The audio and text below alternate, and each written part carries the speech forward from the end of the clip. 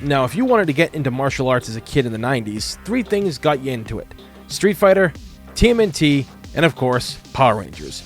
You'd think I'd add Mortal Kombat into that, but most kids I met who loved Mortal Kombat just wanted to rip other kids' spines out on the school playground. And in hindsight, it was probably a red flag. Mighty Morphin Power Rangers is the first in a very long line of early year Power Ranger titles. It was released on various platforms like the Genesis, the Game Gear, and the Game Boy, just to name a few, all using the same cover art, and, well, they're not the same game. In fact, they're all vastly different games.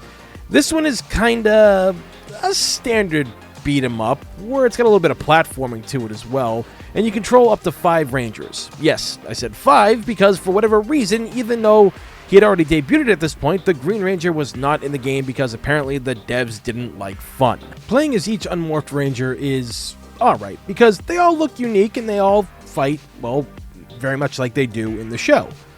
Although, there doesn't seem to be anything about speed, strength, or health because everyone's health bar is the same and every putty gets defeated essentially in the same amount of hits. So, really just play as whoever you like if they're your favorite, because there's really no difference. The problem is, when you morph, everyone is just a palette swap and jacked, even the girls.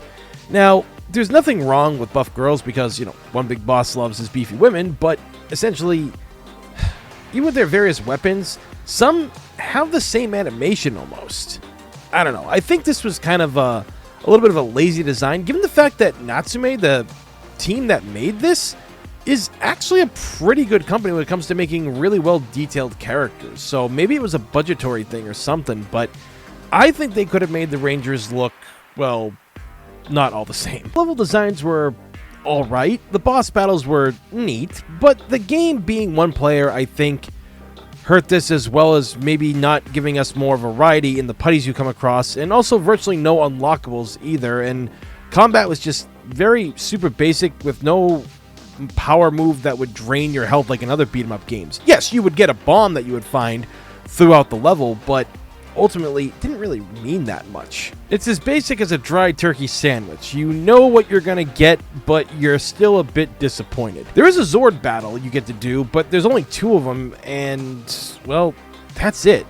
Where I think this game should have had at least a Zord fight at the end of every level once you beat the monsters, well, much like what happens in the show, because that's how it always goes.